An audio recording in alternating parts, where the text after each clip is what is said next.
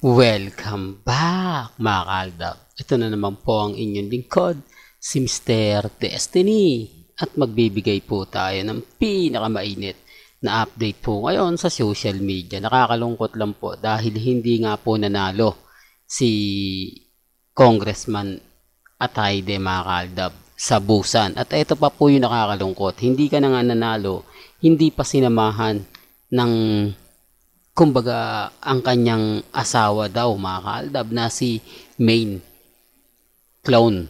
Di po ba? Alam ko marami na naman magre-react nito. Nako, ikaw na naman talaga Mr. Destiny. Oh.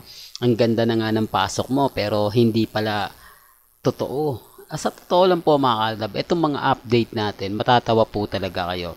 Una, sabi nila nandyan daw po si Mengay, katabi daw po ni Congressman Spotted, yung maliit na babae. Ning pinost nga po natin, hindi naman po pala si Mengay. Tapos eto na, marami ng mga reaksyon, marami ng komento na andyan daw siya. Sa totoo lang po mga kaaldab, post lang po ito ni Ibyang eh. Hindi naman ito post sa social media.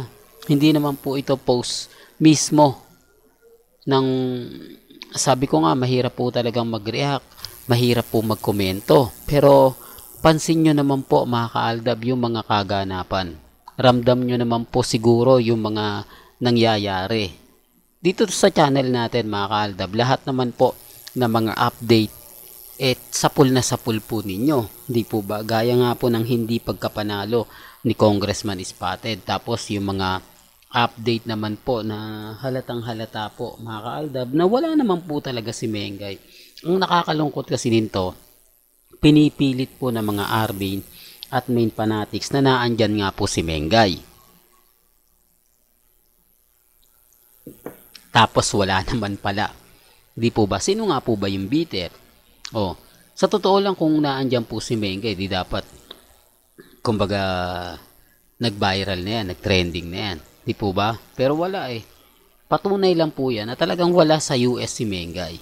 O wala po sa Busan. Nasaan ngayon si Mengay? Yan po yung mga tanong po ng mga army na hirap din silang sagutin. Respeto na lang po sa mga army at sa mga main fanatics.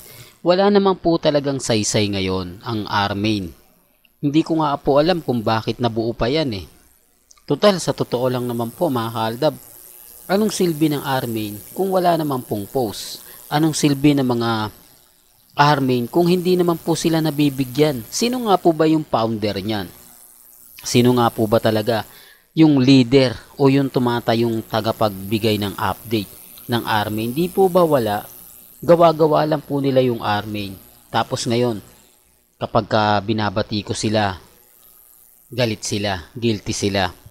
Kapag may mga update sila, tuwan-tuwa. Pero pag wala, talagang buwanan. Oo, nandun na tayo. Sasabihin nila, nagbibigay naman ng update Mr. Destiny. Pero kada ilang buwan.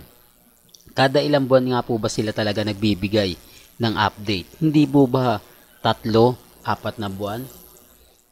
Hindi po ba? Real talk to. Ito yung pagpunta lang po ni Mengay sa US eh. Ang dami ng mga katanungan. Bakit wala daw update? Ano na nga po ba nangyayari? Di po ba? Di video nga po wala eh. Video message ng pa-birthday ni Chamito. Wala man lang, hindi man lang nagpaabot ng video message si Mengay. Ganon din kay Maha. Although nag-post po siya.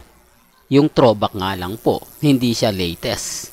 Ano nga po ba kasi yung punto? Tapos eto pa. Yung EAT. Naglabas po ng post ng Kalye Serye. 2015 at 2023. O, issue na naman yan Mr. Destiny. Alam mo, sa totoo lang, ang dami mong nakukuhang update. Hindi naman namin nakikita. Ang dami mong mga ganap. Pero wala ka naman pong, kumbaga, walang katotohanan yung mga sinasabi ko. Sa totoo lang po, yan po ay base lang sa mga pinag-uusapan. Hindi pa naman po sigurado.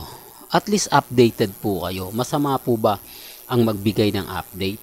Dahil siyempre kakatingin po natin sa Facebook Live, sa YouTube Live na magbigay man lang ng update o mga nag-aantay pagbalik ng trademark ng Eat Bulaga sa TV5, dyan na darating sila Mengay, magsasama-sama na tayo, etc. etc. Di po ba?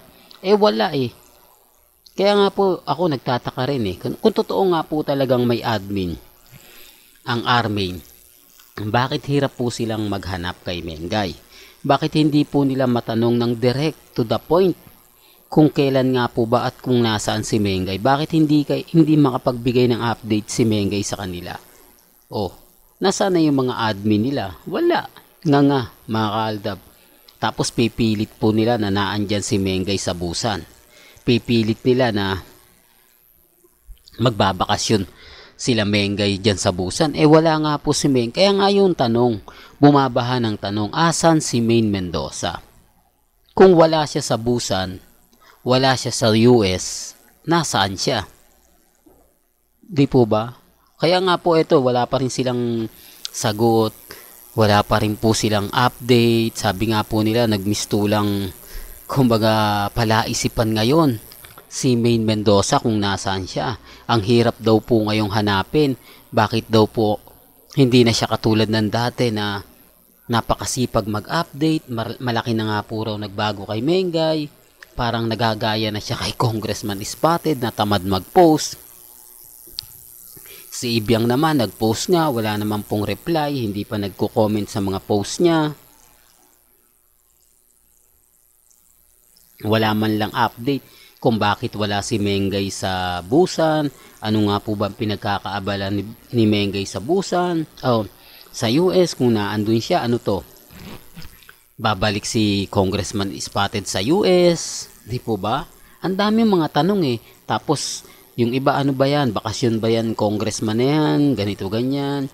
Parang sobrang dami ng trabaho. Tapos magpapasko pa. Ang daming mga tanong, makakaaldab, na wala talagang kasiguraduhan yung sagot. Yung sagot na mapapaisip po daw kayo. Di po ba? Sinasabi ko lang po ito para po sa kaalaman ng lahat. Basta sa akin, kung ano lang po yung trending, kung ano lang yung update, doon lang po tayo. Kahit sabihin nila na andyan si Mengay, siya yung nagkumukuha ng video, siya yung okay lang, di po ba? Hindi naman po natin pwedeng ipilit yung mga sa atin kasi bitter nga po sila di po ba?